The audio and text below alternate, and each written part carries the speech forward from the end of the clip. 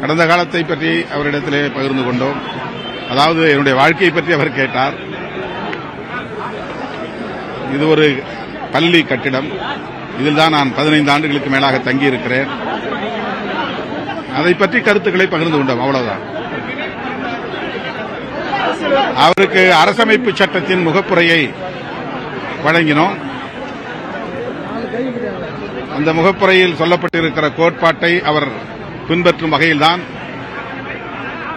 பாஜக அங்கம் வகித்த தேசிய ஜனநாயக முன்னணியின் ஆதரவை கோராமல் தன்னுடைய ஆட்சி அமைப்பதற்கு ஆதரவு கோருகிற போது திமுக அணியில் இடம்பெற்றுள்ள கட்சிகளை அவர் அணுகினார், கடிதம் எழுதினார். ஆக அரசமைப்பு சட்டத்தில் செக்குலரிசம் என்பது உயிர்மூச்சு கோட்பாடு.